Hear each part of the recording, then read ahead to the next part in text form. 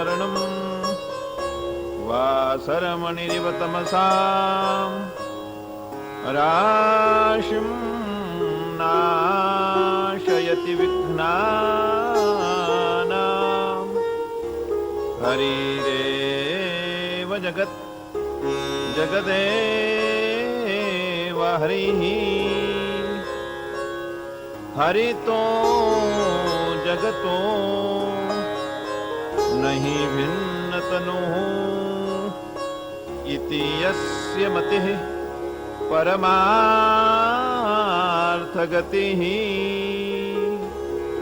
स नरो भवसागरनुद्धरति यं ब्रह्मा वरुणेन्द्र रुद्रमरुतस्तुन्वन्ति दिव्यैस्तवैर् वेदैः साङ्गपदक्रमोपनिषदैर् गायन्ति यं सामगाः। गंध लेकर के उड़ जाता है और पास में रहने वाले की श्रद्धा नहीं रहती तो वो तो भीष्म पितामह उन गोपिकाओं का स्मरण करते हैं, याद करते हैं, नंद बाबा को याद करते हैं, देवकी वसुदेव को याद करते हैं, सारा ब्रजमंडल वहां की गव्वे उसको याद करे, पांडवों को याद करे, सबको याद करते करते भगवान की लीला का चिंतन करते करते करते करते करते जब होश आया तब उस भगवान को कहते भगवान अब ये एक ही इच्छा है, आप कितने महान है, कितने महान है, अपना प्रण आप छोड़ दो लेकिन अपने भक्तों का प्रण नहीं छोड़ते हो। एक कवि बोलता है ना, प्रबल प्यार के पाले पड़कर प्रभु ने नेम बदलते देखा, अपना प्रण टले अपनों का प्रण टलते नहीं देखा, नहीं देखा। कथा है आप जानते हैं तो बताना पड़ेगा। महाभारत का युद्ध जब हुआ है तो सब दुनिया का खजाना शस्त्र सिपाही अपने तरफ लेने लग गए। दुर्योधन भगवान कृष्ण के पास भी मांगने के लिए गए तो भगवान ने देखा कि आओ मैं क्षत्रिय हूं और क्षत्रिय का धर्म है, यदि पहले मांगने वाला आता है तो उसको देना चाहिए और ये आ गया तो मेरे अर्जुन का क्या होगा, मेरा धारी है। इसलिए भगवान के हजारों नाम है ना, उसमें एक नाम और है, क्या है, भक्त पक्षपात। वो भक्त का पक्षपात ज्यादा करता है और इसलिए उसका नाम भक्त पक्षपात कहता है कि और जब दुर्योधन ऊपर चढ़ रहा है लेट गए, पीताम्बर ले लिया है, सो गए, तो दुर्योधन आया कहते आओ तो सोए एक ग्वाला है, मैं बादशाह हूँ शहंशाह किधर बैठूं, सर की तरफ पीछे टोपा से झुका हुआ वहां बैठ गए। और थोड़े समय के बाद जब अर्जुन आया है, भक्त है ना, भक्त के अंदर अभिमान नहीं होता है, वो भगवान के चरणों के दासों का दास होना चाहता है। जब अर्जुन आए तो चरणारविंद में बैठ गए, भगवान के वो कोमल कोमल चरण जब ये वृंदावन में महात्मा थे, वो सारे भक्तों को गाली देते थे, रोज भक्त कीर्तन करते, पूजन करते, भगवान आओ आओ दर्शन दो, इस प्रकार भजन करते थे। तो वो सबको डंडा लेकर के मारने दौड़ना, उसको गाली देना, कहते आप लोग कैसे पागल है, समझ में आता नहीं। भगवान के चरण कमल इतने कोमल है, इतने कोमल है, आप उनको बुलाते हैं, जब वो चलेंगे तो उनके पैरों में कष्ट नहीं होगा क्या, छाले नहीं लगे क्या, इस प्रकार हो उनकी भक्ति क्यों, तो अर्जुन उनके चरणारविंद में बैठ गए।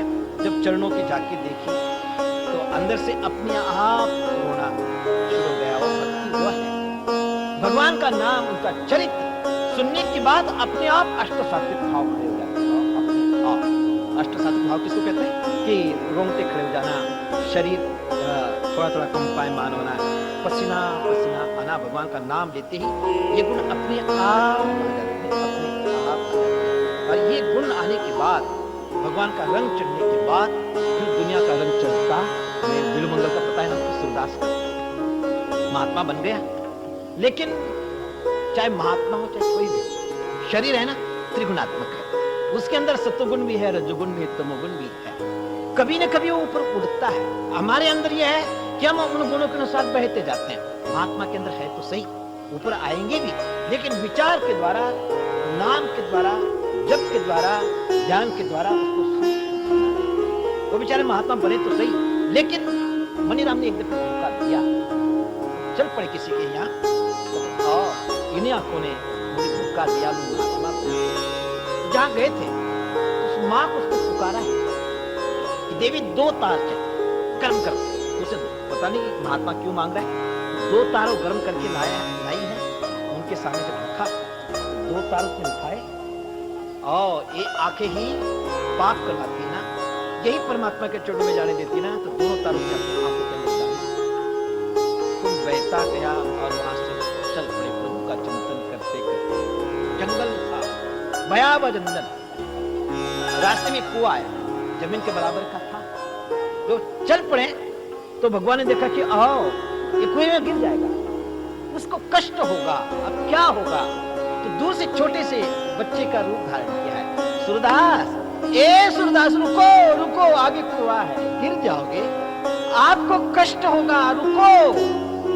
तो जिस समय इंसान की एक इंद्रिया कमजोर हो जाती है तो उसकी ताकत कान में आ जाती है। तो सोचता कि इतना भयावह जंगल जहां पशु पंछी चिड़िया के भी आवाज नहीं और छोटे से बच्चे की आवाज, मन वो भी इतनी सुरीली है, इतनी मोहक है, वो मेरा प्रभु ही होगा। फिर वो आगे चल पड़े तो भगवान कहते हैं सूरदास, आंखों से अंधा है, कानों से बहरा है क्या? मैं चिल्लाता हूं तो सुनता नहीं। वो आगे जब चल पड़े तो भगवान ने और हाथ पकड़ने के बाद जब वो रास्ते में लाए कि सूरदास अब इसी रास्ते से जाना, इसी रास्ते में चलते चलते आपको वृंदावन मिलेगा, भगवान दर्शन देंगे। भगवान हाथ छुड़ाने लगे तो पकड़ने के बाद वो झटका देते हैं, तब वो हंस पड़े। भगवान आपका नाम क्या है पता है? आपका नाम मुरारी है। मूल से बड़े बड़े राक्षस उसको आपने मारा है। मैं तो सूरदास हूं, कमजोर हूं, चलते समय पैर डगमगाते हैं, हस्त निक्षिप्त या तो हाथ लाकर आप जाते रहे हो, लेकिन एक याद रखना, हृदयादि निर्यासी पौरुषम गणयामिति, मेरे दिल से एक दफे निकल के दिखाओ तो आपको महान मानूंगा। भगवान कहते कि है मैं सबको छोड़ सकता हूं, मां का प्यार, पिता का वात्सल्य सब छोड़ सकता हूं, लेकिन भक्तों के मन को छोड़ना बड़ा मुश्किल है। एक दफे मन में आ गया, फिर वो कैसा भी हो उसका उद्धार केवल रहता नहीं, उसका छोड़ता नहीं। आगे उदाहरण है पुतना का। जब भगवान ने विष पी लिया, दूध पी लिया, सब कुछ पी लिया और माइस पंप के जैसे वो खिंचते जा रहे हैं, तो सब कुछ जाने के बाद उसको बड़ा कष्ट हुआ, चिल्लाई और कहते मुंच मुंच, छोड़ो छोड़ो। कहते माँ पहले तो हम आते ही नहीं, कितने भक्त चिल्लाते चिल्लाते थक जाते हैं, नाम लेते लेते आते नहीं, लेकिन उनके मन में भी मैं जाता नहीं, और एक दफे चला गया तो छोड़ता नहीं। माँ आपका उद्धार किए बगैर मैं जाऊंगा नहीं, मन में जब आ छोड़ता नहीं हो। तो वही सूरदास कहते भक्त हस्त निक्षिप्त यातोसी निर्बल जान के मोई हृदयादि निर्यासी पौरुषम कलयामिति, कहते ये नहीं हो सकता। एक दफे हृदय में आया फिर छोड़ता नहीं। तो सूरदास कहते हैं मेरे प्रभु का नाम क्या है? श्याम। श्याम सुंदर है, उसके कपड़े भी श्याम है, राम के भी श्याम, कृष्ण के भी श्याम, उनका रंग भी श्याम, सारा का सारा श्याम ही श्याम है। तो उनको पूछा कि ये श्याम क्यों, श्याम रंग से वो प्यार क्यों करते हैं? तो कहते हैं कि आओ दुनिया के जितनी भी रंग है, सफेद है, पीला है, लाल है, हरा है, एक रंग में दूसरा रंग डालेंगे तो वो बदल जाएगा, तीसरा हो जाएगा, चौथा हो जाएगा, पांचवा हो जाएगा, वो रंग बदलता जाएगा। लेकिन बदलते बदलते एक समय ऐसा आ जाता है वो काला बन जाता है। फिर उस काले रंग में कोई भी रंग डालेंगे तो वो काला ही काला रहेगा, दूसरा रंग होता नहीं। सूरदास की काली कमलिया चढ़े न दूजो रंग। एक दफे भगवान मन में आ जाते हैं, फिर दुनिया का कोई भी रंग उसको लुभाता नहीं, दुनिया के अंदर उसका आकर्षण होता नहीं, भगवान ही भगवान दिखते हो, इसमें कोई संदेह नहीं। तो मैं क्या बता रहा था कि एक दफे वो दिल में आ जाता है तो दुनिया की कोई भी चाह रहती नहीं। तो वही गोपिकाओं का हुआ, सब कुछ हुआ, और आखिरी यहाँ हम आए, अर्जुन का बता रहा। तो अर्जुन भगवान के चरणारविंद में बैठा है, चरणारविंद को आलोकन किया, आंखों से अजस्र धारा आंसू बहते गए। जब वो बूंद पैर पर पड़ी, भगवान ने अपना पीतांबर सर से हटाया। तो अर्जुन भाई कब आए, कैसे हो, ठीक तो हो? इस प्रकार जब बोलने लगे तो वो पीछे बैठा था दुर्योधन। हे कृष्ण पहले मैं आया हूँ, अर्जुन बाद में। कहते आज आप भी भाई, ये भी है, ये तो मेरे बुआ का लड़का भाई है, लेकिन आप भाई भी है और हमारे संबंधी भी है, कुटुंब भी है, सब कुछ है। बोलो क्या सेवा है? कहते आपको पता है महाभारत का युद्ध होने वाला है। कहते हाँ, क्या करें? लिखित में ललाटे प्रोजितुम कस्य मदया, जो यहाँ लिखा गया उसको कोई काट सकता नहीं, वो होके रहता है। हमने तो भाई बड़ी कोशिश की लेकिन टल नहीं सका, इसलिए मैं आपके पास में आया हूं आपकी मदद लेने के लिए। तो भगवान ने सोचा अब क्या करें? जो दुनियादारी का व्यक्ति है वो भगवान को कभी भी नहीं चाहता। यदि नाम भी ले लिया, तीर्थों में भी गए, कहीं भी गया, तो वह दुनियादारी के लिए जाए, यहां जाने से मुझे ये मिलेगा। भगवान को यदि 1.25 रुपया चढ़ाता है तो 1.25 करोड़ मांगने की इच्छा रखेगा। ये सारे के सारे मांगने वाले हैं, भगवान उससे प्यार नहीं करते। सारी दुनिया इसी हो, द्रव्य से ही प्यार करते, पैसे से ही प्यार करते हो, आत्मा से कोई प्यार नहीं करता है, भगवान से कोई प्यार नहीं करता। ये कहानी है। एक भाई भी है, बहन भी है, भाभी भी है, सब कुछ है। बहन की शादी हुई, अब प्रारब्ध है। जिस समय किसको प्रारब्ध क्या करेगा कुछ कह सकते नहीं। अच्छे घर में गई लेकिन प्रारब्ध से एकदम दरिद्र, खाना पीना कुछ मिलता नहीं। आखिर वो भाई है, भाई के पास में आती है, लेकिन एक समय ऐसा है भाभी भी तिरस्कार करने लगी, भाई भी तिरस्कार करने लगे, जितने भी बच्चे हैं वो भी उसकी तरफ देखते नहीं। आखिर दुखी हो गई, दुनिया में नहीं जाना चाहिए, अपने घर में रहने लगी। प्रभु का स्मरण किया, चिंतन किया, सत्संग में जाने लगी। संतों की कृपा से समय पलटा और थोड़े ही समय में वो अरबपति करोड़पति बनने के बाद बढ़िया गहने पहने, जॉर्जेट की साड़ी पहनी है और नट खट करके भाई के पास जब जाने लगी, जब भाई ने और भाभी ने देखा कि आओ बहन ने तो जॉर्जेट की साड़ी पहनी है, बढ़िया हीरे पहने हैं, अच्छे गहने पहने हैं, सोना है, माने के सब देखने के बाद दोनों दौड़ते दौड़ते आए और बहन को अपने गले में लगे। बहन कैसी तू निष्ठुर है, कितने समय हो गया आप आए नहीं, हमको भूल ही गए। दोनों बोलते गए। बहन ने कहते गलती हो गई। भाभी ने बढ़िया 56 प्रकार का थाल सामने रखी और बहन थाली पर बैठी, भाई भी बैठे हैं, सारे बैठे हैं। तो बहन ने वो श्रीखंड है, जलेबी है, मालपुआ है, बढ़िया बढ़िया जो भोजन बना है वो अपने कहनों पर रखना शुरू। भाभी कहती कि बहन सु थे क्यों, गांडा तो नहीं थे आप, मूर्ख तो नहीं हो गए, पागल तो नहीं हो गए। कहते सु थे ये भोजन खाने के लिए, गहनों पर रखने के लिए, साड़ी पर रखने के लिए। तब बहन कहते कि भाभी पहले मैं वही थी, आपके पास में आती थी, गिड़गिड़ाती थी, रोटी की भीख, लेकिन मुझे देखकर के दरवाजे बंद किए जाते थे, मैं रोते हुए चले जाता था, हताश होकर बच्चों के लिए आना पड़ता था, लेकिन मुझे धुतलाया जाता था, ठुकराया जाता था। और आज ये 56 प्रकार के जो भोग मेरे सामने रखे, ये मेरे बहनों के लिए, ये मेरे साड़ी के लिए, मेरे लिए है नहीं। सारी दुनिया इस प्रकार स्वार्थ सर्वे स्वार्थ, परमात्मा के लिए कोई भी चाहता नहीं हो, कोई अकेला होता है। मनुष्यानाम सहस्रेषु कश्चित्, ये तो छोड़ो क्या करना। हाँ तो दुर्योधन, भगवान दुर्योधन आप आए मांगो, तो जब वो मांगता है तो अंदर से सोचते हैं ये मुझे चाहेगा नहीं, ये मेरे द्रव्य को चाहेगा, मेरे शस्त्र अस्त्र को चाहेगा, मेरे सैनिकों को चाहेगा। उन्होंने कहा कि दुर्योधन, इस महाभारत युद्ध के अंदर मैंने प्रतिज्ञा की है। कहते क्या? एक तरफ मैं अकेला रहूंगा, एक तरफ मेरी जितनी यादवी सेना है, जितना मैं शस्त्र अस्त्र है, खजाना है, एक तरफ रहेगा और मैं अकेला रहूंगा, लेकिन शस्त्र नहीं उठाऊंगा, ये मेरी प्रतिज्ञा है। तो दुर्योधन कहता है कि हाँ ये अकेला मेरे पास आकर क्या करेगा, बक बक करेगा और दूसरा कुछ करने वाला है नहीं, छोड़ो इसको। कहते मुझे आपकी जरूरत है नहीं, आपका शस्त्र खजाना वो दे दो। उसको बहुत खुशी हुई। अर्जुन आहा भगवान आप कितने अच्छे, मुझे तो आप चाहिए, शस्त्र अस्त्र से मुझे जरूरत नहीं, विजय प्राप्त करने के लिए सेना की आवश्यकता नहीं, शस्त्र अस्त्र की आवश्यकता नहीं, विजय के लिए तो अध्यात्म बल। परम राम के रामायण अपने कई जिस समय समुद्र किनारे पर बैठे हैं, विभीषण आया है और आने के बाद भगवान को कहते कि भगवान मेरी समझ में आता नहीं, रावण के पास एटम बम है, अणुबम है, बड़े बड़े शस्त्र अस्त्र, टैंक है और नियम से चलने वाली बड़ी सशक्त सेना है। आपके पास न बाण है, न शस्त्र है, न अस्त्र है और सेना ये बंदर भालू, वो कभी भी नियम से चलने वाले नहीं कैसी विजय प्राप्त हो। प्रभु राम कहते हैं कि विभीषण, विजय बाहर के शस्त्र अस्त्र से, सेना से नहीं होती, विजय आध्यात्मिक बल, आध्यात्मिक बल से, भगवान की कृपा से होती है। वही इसका भी हुआ। अर्जुन की तरफ से भगवान, युद्ध होने लगा। धृतराष्ट्र हस्तिनापुर में है, संजय है। तो संजय को धृतराष्ट्र पूछता है कि संजय, युद्ध हो रहा है। कहते हाँ भगवान, क्या करे, काला नहीं गया। तो मुझे ये बताओ, विजय किसकी होगी? तो सोचने लगा कि आओ, ये राजा है, इसके बाद ताकत है और पुत्रों का मोह है। यदि सच्ची बात बता देता हूं तो ये मेरे गर्दन उतार देगा, नहीं देता हूं तो भी गर्दन उतार लेगा। क्या करूं?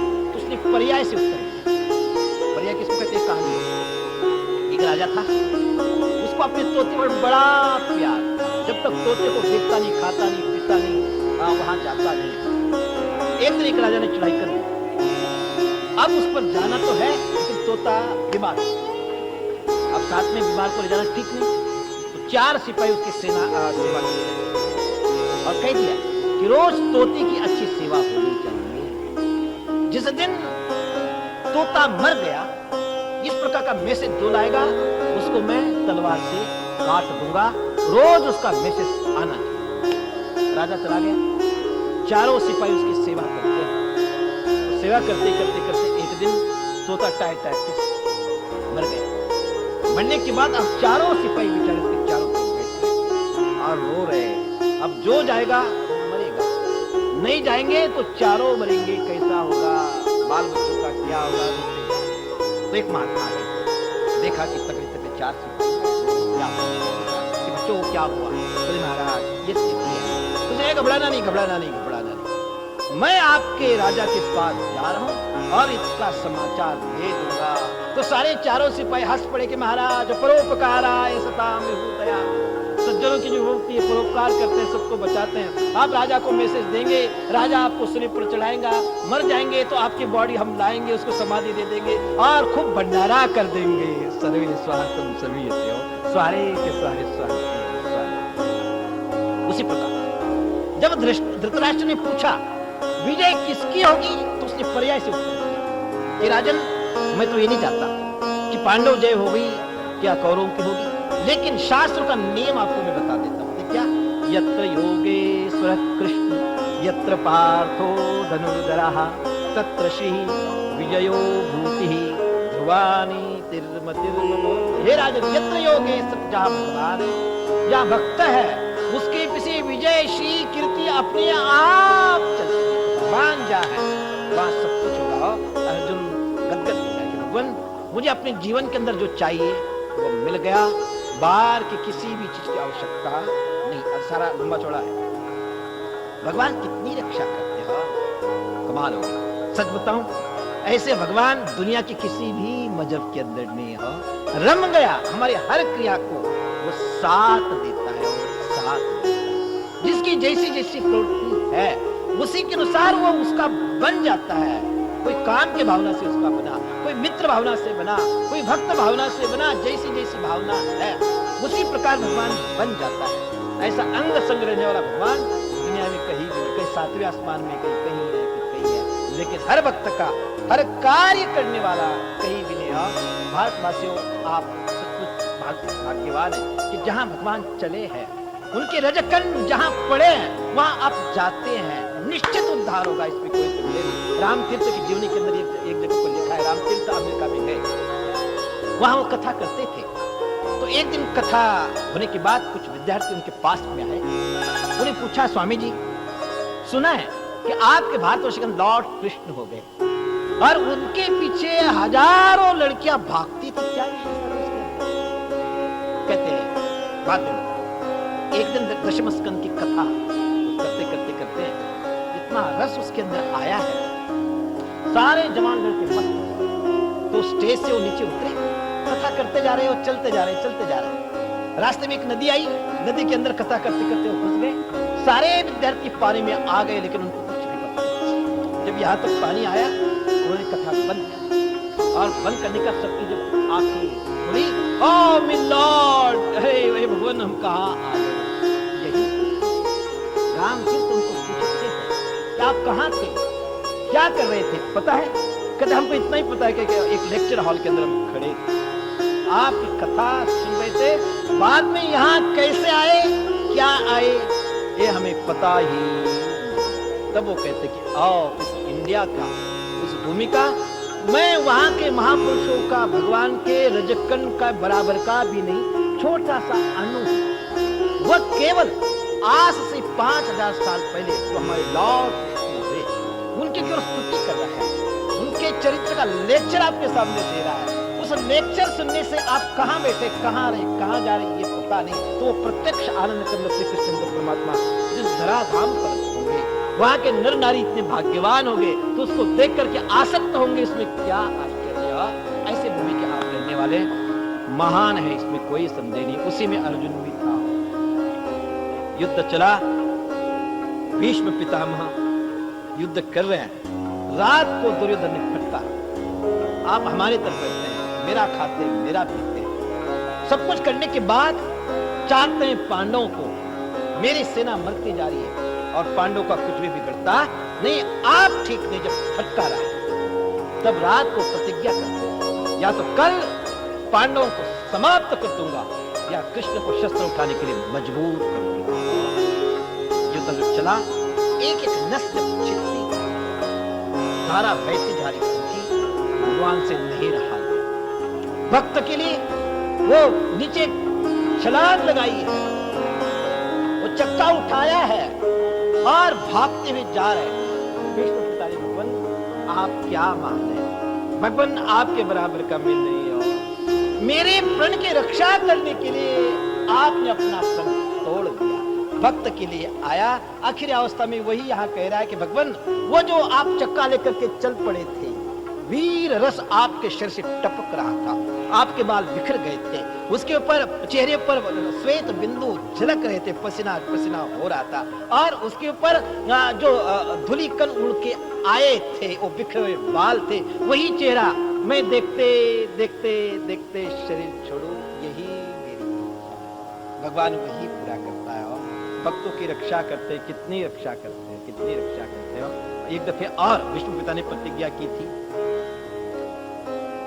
तो रात को अर्जुन घोड़े बेच करके खराटे मारते हुए सो रहा, भगवान गए, उठाया, अर्जुन ए अर्जुन उठो, एकदम उठा, कृष्ण रात है और आप रात को कैसे पधारे, कि तुम्हें पता नहीं कल भीष्म पितामह सारे पांडवों को मार देंगे और मृत्यु सुनने के बाद किसी को चैन आएगी, और आप चैन से सोए हैं, हमारे समझ में आता नहीं। कहते भगवान जिसकी चिंता करने वाला बैठा है, जाग रहा है, तो मुझे चिंता करने की आवश्यकता है। भगवान चाह मिटी चिंता मिटी, मनवा बेपरवाह, जाकू कछु न चाहिए, वो शाहंशाह, जहां भगवान मेरे पास में है, दुनिया की किसी चीज की आवश्यकता ही। भगवान द्रौपदी के पास में कि चलो, भक्त वो है, भगवान की आज्ञा हुई और काम, या उसने वो नहीं सोचा कि रात का समय है और रात को भगवान कहां ले जाएंगे पता नहीं सोचा, चल। तो रोज ठीक ब्रह्म मुहूर्त शुरू होते ही दुर्योधन की पत्नी उनके दर्शन करने के लिए जाती थी, नमस्कार करती थी, आशीर्वाद लेती थी और आ जाती। भगवान ने आज नाटक रचा, द्रौपदी उसकी पत्नी को कहा दुर्योधन की कि देवी थोड़ी देर में आना, मुझे काम है, मैं बात करूंगा, मेरी बात समाप्त हो जाएगी, फिर आप अपना नियम निभाना। कहते कोई बात नहीं। तो भगवान जब चले हैं, रिम झिम बारिश हो रही थी, सोचा कि इसके पैर खराब हो जाएंगे, ठीक नहीं, उसको अपने कंधे पर रखा द्रौपदी को। जब उनकी छावनी में आए हैं तो उसके चप्पल अपने काख में रखी और द्रौपदी को कहा कि द्रौपदी वहां विष्णु पितामह बैठे हैं, और जब नमस्कार करोगे ना तो चूड़ी खनका देना, फिर नमस्कार करना। द्रौपदी गई, चूड़ी खनका के नमस्कार किया और उन्होंने आशीर्वाद दिया, सौभाग्यवती। द्रौपदी रोने लगी, पितामह भगवान आप सत्य प्रतिज्ञ हैं, ब्रह्मचारी है, आपने ये जो वरदान दिया, इस जन्म के लिए दिया है कि अगले जन्म के लिए आंख खोली।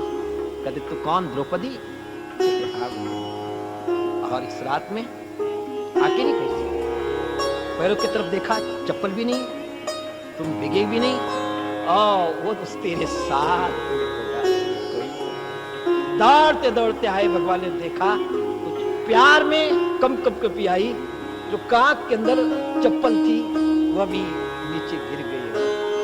तो विष्णु पितामह कहते कि जिसके चप्पल भी अपने जो कांख में रखता है, जिसकी पत्नी को अपने कंधे पर उठा के लेके आता है, दुनिया में उसका बाल बाका कौन कर सकता है? और कौन कर सकता है? ऐसा भगवान दुनिया के अंदर आपको कहीं भी नहीं मिलेगा, कहीं नहीं मिलेगा, कहीं नहीं। वो परीक्षित की रक्षा की, परीक्षित बड़े होने लग गए। इधर कलिकाल का समय आया है। भगवान द्वारका में चले गए, अर्जुन से नहीं रहा जाता है। और जब महापुरुषों का थोड़ा सा भी रस अपने को मिला, उनका आशीर्वाद मिला, कृपा मिली, दुनिया के अंदर वो रहता नहीं, दुनिया के अंदर उसका मन नहीं रहता। एक राजस्थान की कथा है। एक महात्मा राजस्थान में रोटी मांग के लाना, खाना, भजन करना। एक दिन वो रोटी मांग के लाया है और वहां बबूल के पेड़ बहुत ज्यादा होते, उसके नीचे बैठा, रोटी बाद में खाएंगे, शरीर का क्या ठिकाना, कब यमराज आए और ले जाए, और भजन कर लो थोड़ा। तो रोटी अपनी जो थी उसने बबूल के पेड़ पर टांग दी, और जब करने के लिए बैठ गया तो एक किसान टूट गई। और अपने घर में जब जाने लगा तो उस महात्मा को देखा कि आओ कोई महात्मा,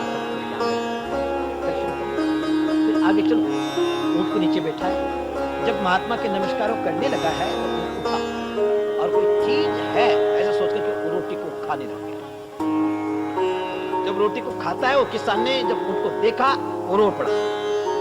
महात्मा ने कहा कि भाई रोते क्यों हैं? कहते महाराज इसने आपकी रोटी खा ली। कहते कोई बात नहीं, मेरी एक टाइम की रोटी गई, मांग लूंगा फिर खा लूंगा, अब रोना नहीं। तब वो किसान कहते महाराज आपकी तो एक टाइम की रोटी गई, लेकिन मेरा ऊँट हमेशा के लिए चला गया। एक दफे महात्मा का कुछ खा लेता है तो फिर वो दुनिया का रहता नहीं, दुनिया समाप्त हो जाती है। एक दफे महापुरुषों की थोड़ी सी कृपा प्राप्त, फिर वो दुनिया का नहीं रहता है और परमात्मा का हो जाता है। अर्जुन का यही है। भगवान छोड़ के चले गए, एक सेकंड के लिए भी उसका मन लगता नहीं। भगवान चले गए, चले गए, चले गए, यही रोता जाता है।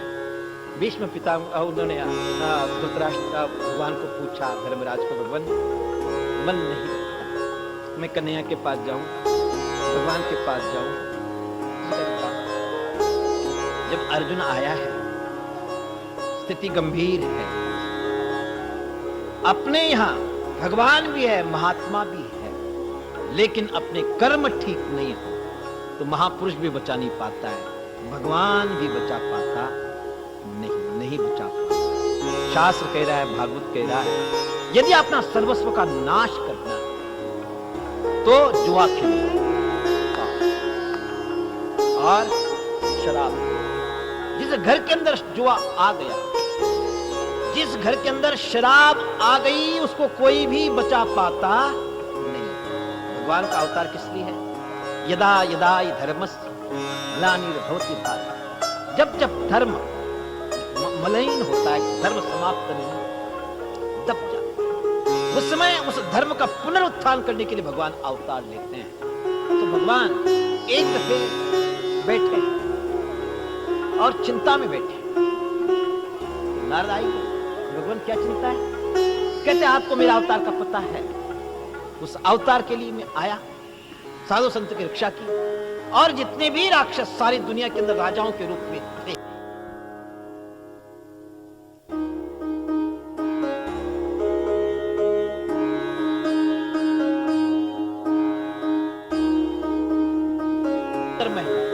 यादव कुल, अभी वो राक्षस बनता है और उनको संभालना मेरी बस की बात है नहीं। इंसान दूसरे को मार सकता है, पीट सकता है, लेकिन घर में वो जल्दी उनको ठीक करता नहीं। विष वृक्ष पहले जमाने की बात थी, यदि कोई विष का वृक्ष में लगा देता था धरती से, वो बड़ा होने के बाद अपने हाथ से वो काट नहीं सकता था।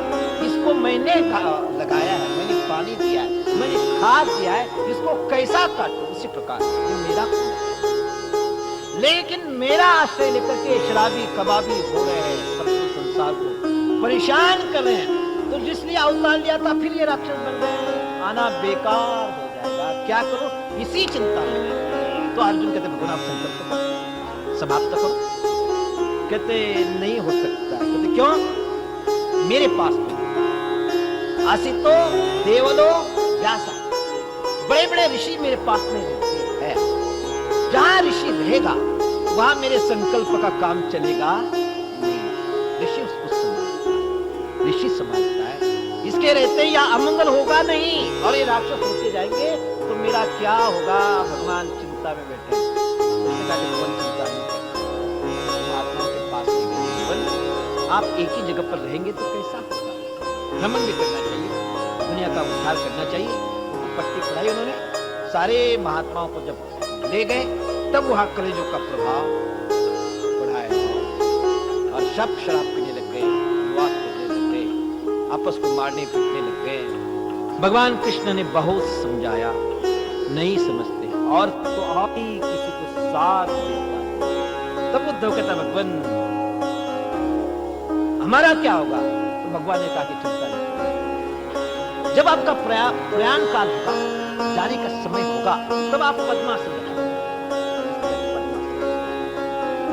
और उत्तर की तरफ मुख करना, और जब आखिरी समय आएगा ना, उत्तर की तरफ मुख करके ओ दीर्घ स्वर से प्रणव का उच्चारण करना। आप तो उद्धव हंस पड़े, भगवान आप अपने तरफ देखकर बोल रहे हैं कि हमारे तरफ देखकर? आपका जो शील ग्रह है वो शुद्ध सत्व गुण का बना हुआ है, हमारा मलिन प्रधान है भगवान। भगवान प्रयाण काले कपवात पित्तम, जब प्रयाण का समय होता है तब कपवात पित्त उसका इतना उद्वेग होता है, कोई गर्दन झटकता है, कोई पैर झटकता है, कोई कुछ होता है, इसका ऐसा उद्वेग, साथियों का उद्वेग। भगवान स्मरणम कुतस्थे, आपका स्मरण किस प्रकार होगा? भगवान कृपा करना, आप जो उपदेश दे रहे हैं अपने तरफ देखकर देख रहे हैं भगवान, लेकिन हमें देखना हो कपवात पित्त राग द्वेष संकुलम शरीरम, इसमें आपका स्मरण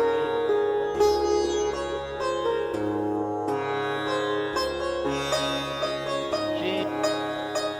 वही उद्धव कह रहे कि भगवान प्रयाण काले कपवात, इसका ऐसा उद्वेग, साथियों का उद्वेग। भगवान स्मरणम कुतस्थे, आपका स्मरण किस प्रकार होगा? भगवान कृपा करना, आप जो उपदेश दे रहे हैं अपने तरफ देखकर देख रहे हैं भगवान, लेकिन हमें देखना हो कपवात पित्त राग द्वेष संकुलम शरीरम इदम, इसमें आपका स्मरण नहीं होगा भगवान। एक ही कृपा, अद्देव में निवसतु मानस प्राण, आज ही हमारे जो प्राण है आपके चरण कमल के अंदर चले जाए, यही तो भगवान ने कहा बुलाना। इस प्रकार शरीर में मैं था, आप मेरे सामने आते थे, आपका हर कार्य हो सकता था, किसी प्रकार की कठिनाई आपको आती नहीं। अब शरीर छोड़ना है, लेकिन आप घबरा मत, मैं अपना सारा का सारा जो तेज है इस भागवत के अंदर रखे रहता हूं। पहले में भक्तों पर कष्ट होता था, अवतार लेता था और अवतार लेकर के अपने निज धाम में चला जाता था, लेकिन अब नहीं, सारा मैं अपना तेज इस ग्रंथ के अंदर देखता। भगवान ने सारा का सारा तेज इस ग्रंथ के अंदर रखा, इसको लेकर के आप बद्रीनारायण चले जाना और जाकर के इसी का स्मरण करना, इसी का चिंतन करना, उसी को पढ़ाना। आपका सारा का सारा कार्य अपने आप इसलिए प्रभु की वांग्मय मूर्ति है, प्रत्यक्ष भगवान है। भागवत को हम किताब नहीं मानते हैं, ग्रंथ नहीं मानते हैं, ये प्रत्यक्ष परमात्मा का श्री विग्रह है। इसको स्मरण करेंगे तो भी उद्धार, मन करे तो भी उनका चिंतन करेंगे तो भी उद्धार, और नमस्कार कर देंगे तो भी उद्धार है। और ये प्रत्यक्ष परमात्मा का उद्धार है। सृष्टि प्रारंभ हुई, भगवान ही सृष्टि के रूप में आए, तो सृष्टि बनाने के बाद सृष्टि को अच्छाई बुराई देखने के लिए उसके नियम होने चाहिए ना। तो उन्होंने वेद के रूप में भी अवतार लिया। वह वेद भगवान ब्रह्मा बन करके उस वेद की रचना की। वही ब्रह्मा नारद के रूप में आए। भगवान पहले वेद के रूप में आए, ब्रह्मा के रूप में आए, नारद के रूप में आए, और नारद के बाद में वही भगवान वेदव्यास बने। और वेदव्यास बनने के बाद परीक्षित के उद्धार के लिए भगवान वांग्मय मूर्ति बन करके आए। और कल आना था, लेकिन अभी बता देता हूं भगवान ने वांग्मय मूर्ति क्यों धारण की, क्या कारण था कि भक्तों पर जब जब संकट आया, गजेंद्र पर संकट आया, शंख चक्र गदा लेकर आए, उनका उद्धार, इस पर उद्धार आया, सबका उद्धार करते गए। अब परीक्षित पर कष्ट आया है, लेकिन ऋषि ने श्राप दिया। वो श्राप किसके द्वारा दिया? शब्द के द्वारा। तो अब शब्द के द्वारा श्राप दिया, तो शब्द को शस्त्र अस्त्र काट सकता नहीं, सुदर्शन चक्र नहीं काट सकता है, गदा से वो शब्द चूर हो सकता नहीं। जिसके द्वारा उसको श्राप मिला, तो शब्द से ही शब्द कटे। जिस पर हीरा, हीरे को काटना हो तो कोई शस्त्र अस्त्र कटेगा क्या? नहीं कटेगा। कितना भी तेज धार वाला शस्त्र हो, लेकिन हीरे को वो काट सकता नहीं। वो कैसा कटेगा? हीरे के ही शस्त्र बनाना पड़ता है, हीरे के द्वारा ही हीरा कटता है, दूसरा कोई भी उपाय उसके पास में है नहीं। इसलिए शब्द का जो श्राप मिला है, तो उसके उद्धार के लिए भगवान ने शब्द का ही अवतार लिया, और वही भागवत है, और वही भागवत उनको वो उपदेश दे रहे हो।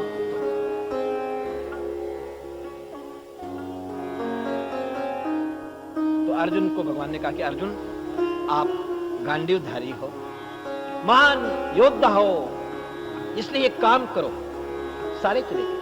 अब ये देविया है, इनका उद्धार कैसा होगा, या क्या हुआ कुछ पता नहीं। ये काम करना, इनको आप सारे के सारे हस्तिनापुर ले जाना, इनकी रक्षा होगी। अर्जुन ने सोचा कि आओ, भगवान का मेरे पर कितना विश्वास है, सारी पटरानियां मुझे दे रही हैं। तो जब वो चल पड़ा है, तो चलते चलते काबा नाम का एक क्षेत्र आता है, पंजाब पाकिस्तान राजस्थान के बीच का बॉर्डर है।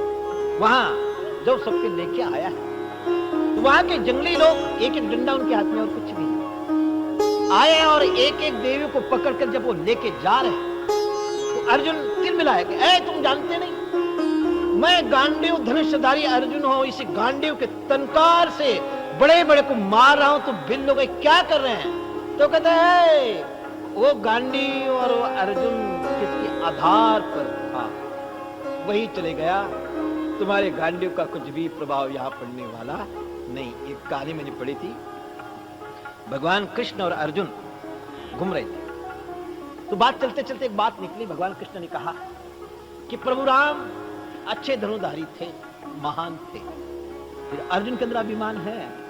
कहते भगवान वो धनुषधारी था ही नहीं, धनुर्विद्या जानता ही नहीं था। कहते क्यों?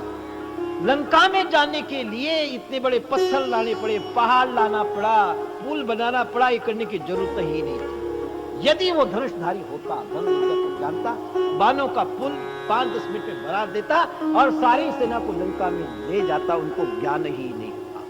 तो भगवान कृष्ण कहते अर्जुन ये बात नहीं है। उसके सेना में ऐसे ऐसे सेना, भारी सेनापति थे, वो पैर भी रख देते तो बाणों का पुल नहीं टिक पाता। कहते भगवान क्या बात कर, तो भगवान ने आप क्या कहे, मानेगा तो है नहीं। तो उन्होंने कहा कि देखो एक काम करो, अब प्रभु राम तो नहीं है यहाँ, उनकी सेना में से एक सेनापति है, उनका नाम क्या है? हनुमान। जो यथेच्छा मृत्यु उनकी जिसको लिखी थी ऐसे थे। द्रोणाचार्य साधारण थे, उभयोर द्रोण सामर्थ्यम क्षापादपि ताकत उनकी थी। ऐसे महान योद्धा जिसके सामने तेरा रथ टिक नहीं सकता था। लेकिन जो भी शक्तियां आती थी, उन शक्तियों को मैं प्रार्थना करता था, देवियों मुझे धर्म की रक्षा करनी, दुष्टों का संहार। अब मैं क्या करूं? अच्छाई के बुराई के साथ कभी कभी अच्छाई पीस जाती है। जब हम किसी का चिकित्सा करते हैं, डॉक्टर जब ऑपरेशन करता है, तो एक ही वर्टिकल इंद्र को उसको हटाना होता है, लेकिन उसको हटाते समय अच्छा इंद्र भी आया और वो खराब नहीं निकलता है, तो अच्छे को भी काटना पड़ता है। उसी प्रकार ये बड़े बड़े तपस्वी हैं, ये इनको पृथ्वी पर हमको उसकी बड़ी आवश्यकता है, लेकिन बुराई को समाप्त करने के लिए अच्छाई को भी समाप्त करना पड़ा। तो उनकी जो शक्तियां थी, उन शक्तियों के सामने कोई भी टिकने वाला नहीं था। लेकिन वो शक्तियों को मैंने प्रार्थना करके मेरे रथ की समय दिया था कि 18 दिन के बाद में आपको जो करना हो करना, 18 दिन समाप्त हो उतरो। इसलिए आप उतरे और उन शक्तियों ने ये रथ चला दिया, वही गांडीवधारी धनुष था। लेकिन जब भगवान छोड़ के चले गए कुछ भी नहीं हुआ, वो सारी दिया लेकर चले गए और अर्जुन पसीना पसीना उसका निकल रहा, पीला पीला हो गया। जब अपने बड़े भाई के सामने जब आए, आने के बाद जब देखा कि अर्जुन ये स्थिति कभी भी आपकी मैंने देखी नहीं, आपको क्या हो गया? भगवान कृष्ण हमको छोड़ के तो नहीं चले गए। ये शब्द जब सुना तब वो जोर जोर से रोने लग गया, भगवान छोड़ करके चले। तो विष्णु पिता ने सोचा कि अब कलयुग आ रहा है, इस दुनिया में रहना बेकार है। तो परीक्षित को राजगद्दी दी और सारे के सारे चल पड़े। बहुत लंबी कथा है, थोड़ी बताकर आगे बढ़ना है। हिमालय के ऊपर शास्त्र में लिखा है, जिस समय शरीर काम नहीं करता उस समय दुनिया को छोड़ करके हिमालय में जाकर के, लेकिन कौन करेगा? घर छुटना बड़ा मुश्किल है, बड़ा मुश्किल है। माया मोह ऐसा फंसाता है, बहुत ज्यादा कठिन है, समझ में आता नहीं। एक भक्त रोज भगवान का जप करता था, बहुत बड़ा उसकी फैमिली थी, लेकिन जप करना उसका काम। नारद जी भगवान के पास जा रहे थे, उसे देखा कि हाँ ये कितना अच्छा भक्त है, रोज भगवान का कितना चिंतन करता है, कितना नाम लेता है, इसको भी भगवान के पास लेते। तो उसने कहा कि भक्तराज आपके जैसा भक्त मैंने कहीं देखा नहीं, मैं भगवान के पास जा रहा हूँ, चलोगे दर्शन के लिए? आप जैसे संत मिले, वो भगवान को मिला दे, इससे दूसरा भाग्य क्या हो सकता है। लेकिन नारद जी अभी पप्पू की शादी हुई नहीं, उसकी शादी हो जाएगी, मैं आपके साथ चलूंगा। कहते पप्पू की शादी करूंगा। नारद जी गए, फिर आए, कहते अब तो पप्पू की शादी हो गई ना? कहते अब उसकी तो हुई, बबली की नहीं हुई, उसकी हो जाए। बबली की भी शादी हो गई, सारा कुछ हो गया। वो नारद को टालता गया, टालता गया। एक समय आया, वो भक्तराज समाप्त मर गया। फिर भी नारद ने छोड़ा नहीं, फिर भी उसके घर में आया। आने के बाद कहा कि भाई भक्तराज कहाँ गए? कि नारद जी क्या बताए, हमको छोड़ करके वो चले गए। तो नारद ने इधर उधर देखा तो घर की नाली होती ना, ड्रेनेज की, नाली की तरफ उनका ध्यान गया, वहां वो कीड़ा बन करके बैठे। नारद जी वहां गए कि भक्तराज मैं भगवान के पास जा रहा हूँ, चलोगे? तब वो कहता है कि नारद जी दुनिया में उद्धार करने के लिए मैं अकेला ही बचा हूं, और कोई उद्धार करने के लिए आपको मिला नहीं। नारद मेरे छोटे छोटे नाती पोते यहाँ हंसते खेलते हैं, आनंद लेते हैं, उसको यहाँ देखते देखते बैठे बैठे मुझे आनंद आता है। कल से मेरे पास आना। ये केवल उस भक्त की कथा नहीं हो, हमारे भी आपकी अकेले तुम समय जानो भाई, लेकिन हमारी तो अच्छे। यदि मेरा चेला रात को नहीं आता तो अपने कमरे से बाहर भी घूमना शुरू करता हूँ कि चेला बाहर गया था, अभी तक आया नहीं। मुझे भूख भी नहीं लगती, प्यास भी नहीं लगती और नींद भी लगती। विष्णु और माया ऐसा जकड़ दिया है, ऐसा जकड़ दिया है। उससे ऊपर मन उठा नहीं, बड़ा कठिन। लेकिन महापुरुष जो हमेशा भगवान के हैं, वो अंतकाल को पवित्र बनाने के लिए हमेशा सचेष्ट। बीच में प्रारब्ध कैसा भी खराब हो, लेकिन समय पर जो भगवान का भक्त है वो संभल जाता है। और बीच में थोड़ी सी कथा भीष्म पिता धृतराष्ट्र की मैंने छोड़ी है। जब आखिरी अवस्था आई है तो उद्धव उनके पास में आए हैं और कहने लगे, विदुर जी आए, विदुर जी। तो वो उनको कहते हैं धृतराष्ट्र को कि भाई जिंदगी भर आपने पांडवों के साथ अच्छा व्यवहार किया नहीं, उसको खत्म करने के लिए जितनी कोशिश होती सारी की, और अब आखिरी अवस्था में आप उनके टुकड़े पे पलते हो, खाते हो, आपको लज्जा नहीं है, छोड़ो उनको, चलो। तो रात को ही गांधारी व कुंती भी चल पड़ी, हिमालय में आए हैं। तो जो भगवान का दर्शन एक दफे कर लेता है, संतों पर विश्वास करता है, वो बुरा होता ही नहीं। आखिरी जब अवस्था आई तो उसके पंच महाभूत अपने अपने में लीन हो गए और मुक्त हो गया। हो कभी भी सत्संगति खराब जाती नहीं, काम देती, इसमें कोई संदेह नहीं। उसी प्रकार पांडव हिमालय की ओर जब चले, उनको राजगद्दी पर बैठाने के बाद ऋषिकेश आए, हरिद्वार आए, ऋषिकेश आए, बद्रीनाथ में आए, भगवान बद्री विशाल का दर्शन किया, गदगद हो गए। फिर आगे चले। आगे क्या था? व्यास गुफा। कभी गए कि नहीं पता नहीं। व्यास जी ने जहां बैठ करके चारों वेदों का विभाग किया, अक्षरा पुराण किया, वहाँ एक गुफा है। और उस गुफा के अगर आगे अलकनंदा नदी आती है, जो पहाड़ी नदी होती, बड़ी भयानक फां फां करके बहती है।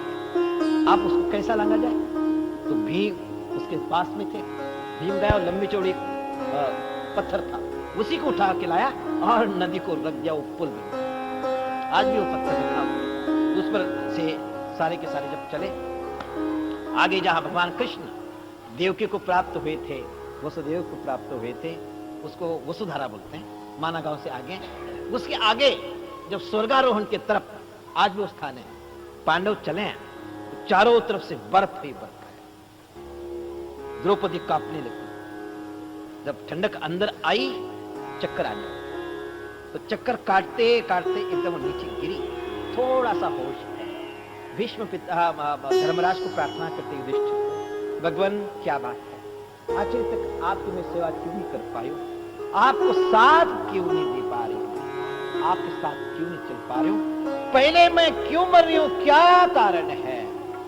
तब धर्मराज कहते, द्रौपदी भगवान की भक्त है, भगवान आपके आगे पीछे आज भी है, कल भी थे, आगे भी रहेंगे, लेकिन आपको अपने स्वरूप का अभिमान है, सुंदरता का अभिमान था, इसलिए आपको पहले ही यहां रहना पड़ता है।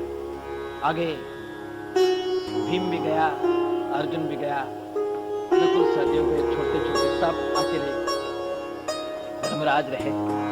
स्वर्ग पर जब चढ़ना है उतने में प्लेन आया, भगवान ने प्लेन दिया, दूत उतरे, हाथ जोड़ कहते, भगवान चलो, प्लेन का टेकअप करने का समय हो गया है, अंदर चलता है। भगवान ने बुलाया है, लेकिन जब वो चले थे स्वर्गारोहण की तरफ, तो एक कुत्ता उनके साथ। तो धर्मराज ने कहा कि ये पहले बैठेगा प्लेन में, फिर मैं चलूंगा। तब उन्होंने दूतों ने कहा कि नेम नहीं है, ये श्वान है, नीच योनि का है, ये आपके साथ जा नहीं सकता, आप अकेला ही चलना है, उसको छोड़ना है। महापुरुष एक दफे जिसका हाथ पकड़ लिया, फिर जिंदगी भर कभी उसका हाथ छोड़ते नहीं, अपना नुकसान हो जाए।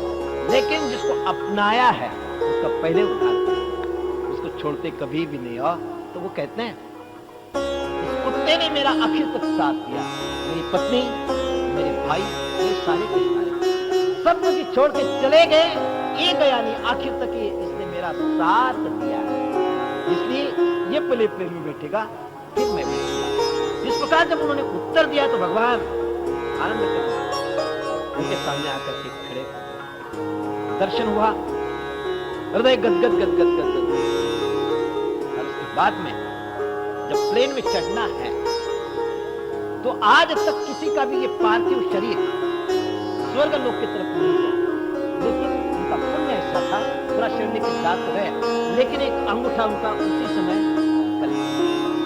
देखा कि सारा शरीर जा रहा है, और अंगूठे ने भाइयों के जैसा, पत्नी के जैसा मेरा साथ छोड़ दिया, क्या कारण है? तब वहां कुत्ता था, कुत्ता ने धर्मराज, युधिष्ठिर ने धर्मराज को पूछा कि मेरा अंगूठा मेरा साथ क्यों छोड़ रहा है? उसने कहा कि युधिष्ठिर, जिंदगी भर आपने सत्य का दूसरा कुछ भी आचरण किया नहीं, लेकिन पूरे जीवन के अंदर आपने एक आधा असत्य बोला। भगवान वो कैसा? कहते जिस समय द्रोणाचार्य किसी के बस के हो नहीं रहे, भगवान कृष्ण सोचा कि आओ, द्रोणाचार्य समाप्त नहीं होंगे तो महाभारत का युद्ध भी समाप्त होगा नहीं, पांडव समाप्त होंगे। लेकिन एक युक्ति तो है, उसका मोह किसके साथ है? अपने लड़के के साथ। जिस समय लड़का मर गया ऐसा सुन लेगा तो ये बुढ़ा मर जाएगा, दूसरा कोई भी इलाज है नहीं। लेकिन अब कैसा होगा?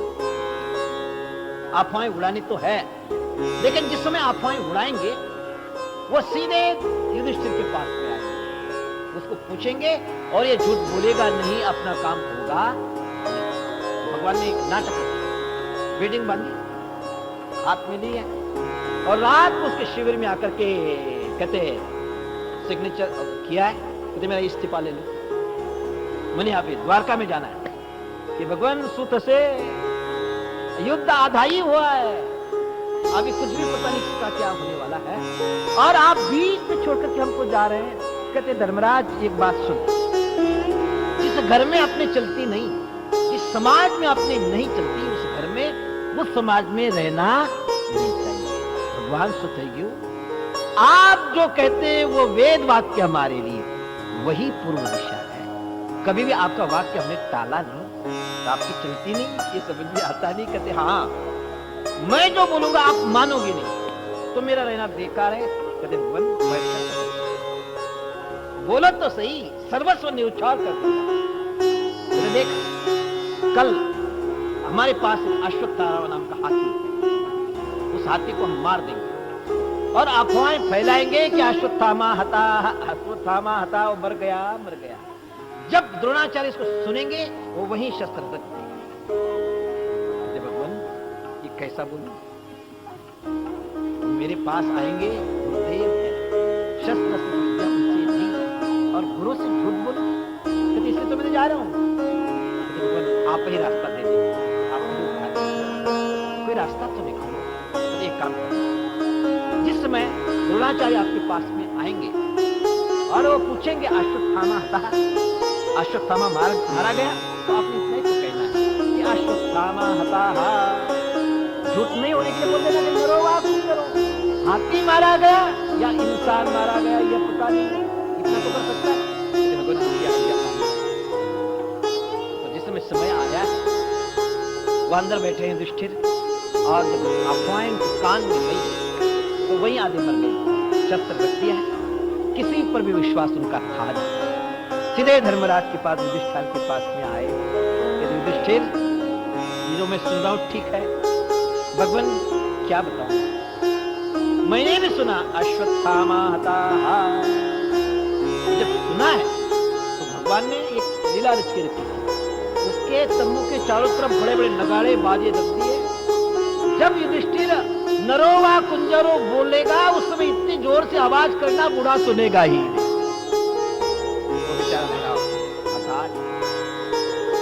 तब वह धर्मराज युधिष्ठिर को कहते हैं कि आपने जीवन के अंदर, वो भी अपने कहने से नहीं, भगवान के कहने से आधा असत्य, इसलिए आपका अंगूठा कट रहा है। તમે बड़े भाग्यवान છો, जिंदगी में कभी भी झूठ बोलिया नहीं, कभी भी आप झूठ बोले होंगे नहीं, आपका पूरा का पूरा शरीर स्वर्ग में जाएगा। वो धर्मराज था, आधा असत्य बोला, इसलिए बड़ा कठिन है, बड़ी कठिन है जगत पर।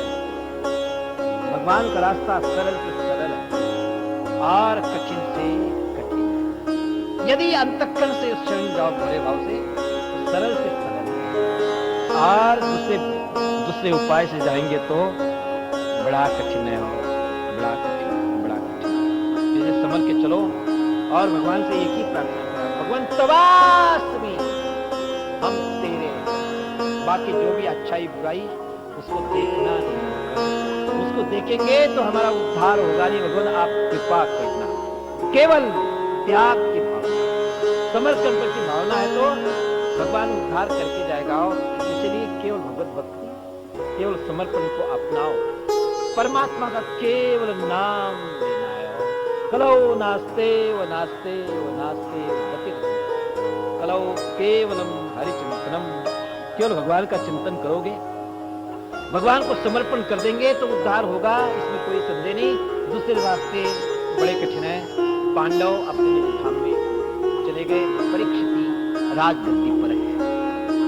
जब उसने राजगद्दी संभाली है, संभालने के बाद उसने सोचा कि आओ मैं बड़ा राजा हूं, मेरा राज्य है, खजाना है, उसको देखना तो चाहिए।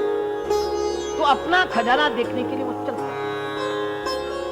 खजाना देखते देखते चला, अंदर जमीन के अंदर तहखाना के, वहां एक कमरा था, उसके अंदर एक संदूक।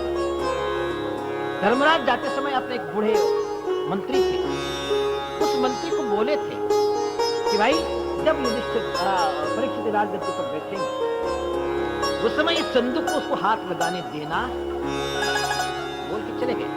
राजभक्त था। जब वहां परीक्षित अपना खजाना देखते देखते गए और जाने के बाद जब उस संदूक को खोलना चाहा, तब उस मंत्री का कि राजन इसको हाथ लगा, लेकिन लिखित में ललाटे रोज तुम कर सकते। जब इंसान सत्ता मत, बड़ा कठिन, राजमत और धन मत, उसको पचाने वाला कोई एक आधा महापुरुष उसको पचा सकते हैं, भगवान का भक्त पचा सकते हैं, लेकिन धन मत को पचाना बड़ा मुश्किल है। बड़े बड़े उसके अंदर समाप्त आप, मैं शांता हूं, बादशाह हूं, राजा हूं, कोई भी चीज देखना मेरा काम है। और ये बुढ़ा मुझे देख नहीं, घर के अंदर यदि कोई वृद्ध है उसका सम्मान करना, उसकी सेवा करना। और वृद्धों की सेवा से चतवारी तश्ते बनती, जो अपने घर के अंदर जो बूढ़े हैं उनकी सेवा करता है, 4 चीजें उसकी बढ़ जाती, आयु, बल, यश, कीर्ति, ये अपने आप बढ़ जाती है। और उनका जो नहीं मानता है वो बर्बाद। पितुराज्ञा व्यभिचार की आज्ञा पालनी चाहिए, और जो नहीं पालता है वो समाप्त हो जाता है। गुरु की आज्ञा नहीं पालता है, जीवन के अंदर उसको यश नहीं मिलता। करना का आपको उदाहरण पता होगा, जहां पांडव पढ़ते थे वही वो एडमिशन लेने के लिए गया उनकी यूनिवर्सिटी के अंदर। द्रोणाचार्य की यूनिवर्सिटी के अंदर जाने के बाद तो सिलेबस देखा, या मेरा एडमिशन होना नहीं है, प्रार्थना की उसने, लेकिन वो कहता है कि नहीं, तुम्हारा एडमिशन यहाँ होगा नहीं। आप सोचे अब इससे बड़ा मुझे बनना है। भीष्म पितामह के गुरुदेव है परशुराम, उसकी भी यूनिवर्सिटी, वहां गया और सिलेबस देखा, वहां भी फिट नहीं हो रहा था, लेकिन झूठ बोल करके कहता कि हाँ ठीक है, सिग्नेचर किया, एडमिशन हुआ, सारा का सारा जब पढ़ लिया। पढ़ने के बाद जब वो एक्सपर्ट हो गया है और आप यूनिवर्सिटी छोड़नी है, तो भगवान को बड़ी कठिनाई, वही कठिनाई इंद्र को हुई कि मेरे अर्जुन का क्या होगा। एक दफे परशुराम बगीचे के अंदर घूम रहे, तो घूमते घूमते उनको नींद आना शुरू हुई, बैठ गए। तो कर्ण ने कहा कि भगवान गुरुदेव आपको नींद आ रही है, मेरे गोद में सर रखा और सो गए। इंद्र ने समय का फायदा उठाया, उसने भौरे का रूप धारण और नीचे से ऐसा काटना शुरू किया, जैसा कोई बोर करता है ना, वैसा काटना शुरू किया। रक्त बहना लगा, लेकिन सोचता कि और दर्द तो है, हमें छोटी सी पिन भी लग जाए ना, नाचना शुरू कर देते हैं हम। वो तो बोर करता जा रहा है, खून बहता जा रहा है, सोचता है कि यदि थोड़ा सा भी हिल जाऊंगा गुरुदेव की नींद टूट जाएगी। वो गुरु वो चेले थे, और कितनी श्रद्धा, कितने विश्वास। बैठा रहा, वो काटता गया, और ऊपर जब आया है, भू भू की आवाज जब कान में आई है, एकदम उठ के बैठ गए। और जब परशुराम देखा कि आओ शिष्य हो तो अच्छा, मेरी नींद न टूटे, सारा पैर समाप्त होता जा रहा है, खून बहता जा रहा है, लेकिन हिला नहीं, खुशी। लेकिन बाद में सोचा कि कोई गड़बड़ है। जिस समय ये एडमिशन लेने के लिए मेरे पास आया था, उस समय ये बोला था कि मैं ब्राह्मण हूं, लेकिन काम ब्राह्मण न थी। एक दफे हम घूमते घूमते, हरियाणा है पंजाब के पास, वहां जा रहे थे, तो एक बनिया का लड़का और एक जाट का लड़का, दोनों की लड़ाई हुई। तो बनिया के लड़के ने उसको पटक दिया और उसके ऊपर बैठ गया, और बैठने का मारता जा रहा है। तो उतने में उसके जाट के लड़के के साथ ही जाट लड़के वहां आए। जब उनको बनिया के लड़के ने देखा, वो रोना शुरू किया, रो रहा है, ऊपर बैठा है, दबाया है। तो बनिया के साथी बनिया के लड़के जब सामने आए, कहते आए तो ऊपर बैठा है, रो क्यों रहा है? कहते ये बात नहीं है, जब इसको मैं छोड़ दूंगा तो ये मार डालेगा, अंदर से ताकत है, सब कुछ है, लेकिन संस्कार है, जाट मारने वाला है। तो उसी प्रकार यहां भी है। ये बोला तो सही में ब्राह्मण हो, लेकिन आप ब्राह्मण काम न थी, थोड़ा सा भी कुछ दिखेगा वो नाचना शुरू करेगा। लेकिन ये ऐसा कैसा बैठा, बोल सोचे। कहते भगवान क्षमा कर, मुझे विद्या लेनी थी। उसने कहा पिता के सामने, गुरुजी के सामने जो झूठ बोलता है, दुनिया के अंदर वो सब कुछ ले सकता है, लेकिन समय पर काम आता नहीं। श्राप दिया, समय पर तेरी विजय नहीं होगी। तेरा राज्य तुम्हें प्राप्त नहीं होगा, नहीं होगा। शाप दिया। समय पर जितनी भी विद्या थी, कोई भी विद्या उनके काम नहीं आई, नहीं आई। हो तो माता पिता गुरुजन, इनके प्रति श्रद्धा विश्वास होना चाहिए। उनका जब तक आशीर्वाद प्राप्त होता नहीं, कुछ भी नहीं। तो श्रेष्ठ जन है, जो बूढ़े हैं, उनकी सेवा करनी चाहिए। लेकिन ये परीक्षित मान होने के बाद भी जब वृद्ध मंत्री ने उसको टोका है, तब उसको डांटा है, फटकारा है, उसका उसने माना नहीं। परात पर ब्रह्म आनंद कंद श्री कृष्णचंद्र परमात्मा, उनकी वांग्मय मूर्ति श्रीमद् भागवत, उसी का श्रवण मनन कर रहे हैं। इसका मूल उद्देश्य क्या है? भगवान की प्राप्ति नहीं, भगवान की प्राप्ति करने की आवश्यकता नहीं। भगवान तो नित्य प्राप्त है। अपना मन, अपनी बुद्धि, अपना शरीर, यह भी हमसे दूर है और उससे भी सन्निकट परमात्मा है। लेकिन उसको पहचानने की जो शक्ति हमारे अंदर है, वो ढक गई हो। तो वह जो अंतःकरण है, जिसके द्वारा हमने पहचानना है, उसी को पवित्र करने के लिए, निर्मल करने के लिए, स्वच्छ करने के लिए रात दिन वो आयास प्रयास हम कर रहे हैं। भागवत के श्रवण के द्वारा धीरे धीरे धीरे धीरे जो भी हमारे अंतःकरण के कलमश है, दोष है, दूर हो जाएंगे और परमात्मा का यथार्थ बोध हो जाएगा। इसमें कोई संदेह नहीं। श्रीमद् भागवत प्रत्यक्ष परमात्मा हमारे सामने बैठेगा, इसमें कोई संदेह नहीं। भागवत महान क्यों? तो दुनिया के अंदर वक्ता बहुत है, सुनाने वाले भी बहुत है, लेकिन अपना शास्त्र कहता है, यद्यपि संपूर्ण शास्त्र जिसने अध्ययन कर लिया, सारे शास्त्र उसके सामने खड़े हैं, लेकिन यदि वो असांप्रदायिक है तो मूर्खवत उपेक्षा, मूर्ख समझकर उसको छोड़ देना चाहिए, उसके द्वारा अध्ययन नहीं करना चाहिए। और क्योंकि जो परंपरा है, गुरुजन जाते समय अपने शिष्य को देख के जाते हैं, और वही परंपरा यदि हम ऐसे महापुरुषों के द्वारा सुनते हैं तो अपने हृदय की ग्रंथि वेदन हो जाती है, इसमें कोई संदेह नहीं। इसलिए संप्रदाय की आवश्यकता है। भागवत ये परंपरा से शिव संगीता भी है और वैष्णव संगीता भी है। लोग आश्चर्य करेंगे कि शिव संगीता कैसी, तो कल आपको मैंने बताया था, भक्ति माँ जगदम्बा पार्वती एकांत में प्रभु से प्रार्थना करते, भगवान जो अमर ज्ञान है, उस अमर ज्ञान को सुनने की मेरी इच्छा है। तो भगवान को एकांत में ले गए। कहां ले गए थे? भारतवर्ष में, भारतखंड के अंदर जो कश्मीर प्रदेश है, उस कश्मीर में एक अमरनाथ नाम का स्थान है। वहीं जाकर के भगवान बैठे हैं, और जो अपना जो योग्य शिष्य है, उसी को योग्य ज्ञान दिया जाता है। और हमारे यहाँ पहले जमाने के अंदर गुरुजन योग्य शिष्यों को ढूंढते थे।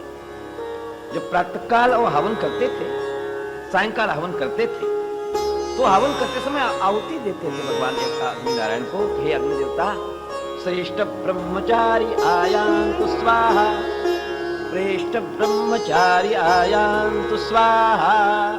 हमारे आश्रम के अंदर अच्छे अच्छे ब्रह्मचारी आए, अच्छे शिष्य आए, और मेरे अंदर जो विद्या है वो ले जाए। ऐसे रात दिन वो भगवान से प्रार्थना करते थे। तो योग्य शिष्य मिलता नहीं, इसलिए योग्य माँ प्रत्यक्ष पार्वती माँ बैठी है, और भगवान ने वो ज्ञान उनको दिया, और वही शुक्राचार्य जी सुना। तो भगवान शंकर ने प्रत्यक्ष सुनाया, जिससे वो शिव संगीता है। और शुक्राचार्य ये भी महात्मा सन्यासी थे ना, दिगंबर सन्यासी, किसी प्रकार का लेश नहीं, यह भी सुनाया। इसलिए वो शैव परंपरा के अंदर वो शिव संगीता है। और दूसरा, प्रथम प्रत्यक्ष नारायण ने ब्रह्मा जी को सुनाया, ब्रह्मा जी ने नारद जी को सुनाया, नारद जी ने शुकाचार्य, और शुकाचार्य ने परीक्षित को सुनाया। इस कारण वैष्णव संगीता भी है, दोनों है। इसलिए इसके अंदर किसी प्रकार की प्रतिपत्ति नहीं। तो मैं क्या कह रहा था, योग्य अधिकारी के द्वारा एक ज्ञान आया है, और यदि हम सुनते जाएंगे एक भी अक्षर कर्णरंध्र के द्वारा अंतःकरण में गया तो कल्याण उपयोग रहेगा नहीं, इसमें कोई संदेह नहीं। कल आपका प्रश्न था परीक्षित, प्रथम स्कंद पर थोड़ा सा विचार हमने किया। प्रथम स्कंद के अंदर अधिकारी कैसा, इसका वर्णन किया। भागवत किसको जचेगा, किसको रुचेगा, अधिकारी को देखना है। यदि अधिकारी ठीक नहीं, ज्ञान रचेगा नहीं, रुचेगा नहीं, और गुरुजनों के मुखारबिंद से आएगा भी नहीं। गीता अर्जुन को क्यों मिली? अर्जुन साधारण नहीं था, केवल लड़ने वाला नहीं था। और एक प्रसंग है ना कि एक दफे वहां द्वारका में भगवान के यहाँ यज्ञ था। अर्जुन हस्तिनापुर से आए। रुक्मिणी ने सोचा कि हाँ, अर्जुन बहुत दूर से आए, थोड़ा आराम कर, यज्ञ में अच्छे ढंग से बैठेगा। उसने कहा कि अर्जुन थोड़ा आराम कर, जब समय आएगा मैं बुला दूंगा। तो अर्जुन अब गया है और आराम करने के लिए गया, तो सो गया। जब समय आया तो रुक्मिणी भगवान को कहा कि ए जी देखो, अर्जुन आया ना, उसको भी बुला लो। तो भगवान जब गए हैं, अर्जुन आराम से सोया था। तो अपने शास्त्रों में लिखा है कि किसी को भी उठाना नहीं चाहिए जो सोया है, पाप लगता है। लेकिन कोई विद्यार्थी साधक हो, साधना करने वाला, तो उसको उठाना चाहिए। जब भगवान उसके पास में गए तो शांति से सोए, शांत भाव से उसके तरफ देखते देखते भगवान भी नीचे बैठ गए। और अर्जुन के जो बाल थे घुंघराले थे, बुढ़ा केश सोते थे, बड़े सुंदर केश थे। उसके केश भगवान के हाथ में जब आए, भगवान के कान के पास में उसके केश है, एक एक रोए में से श्री कृष्ण जय कृष्ण, श्री कृष्ण जय कृष्ण, श्री कृष्ण चरण।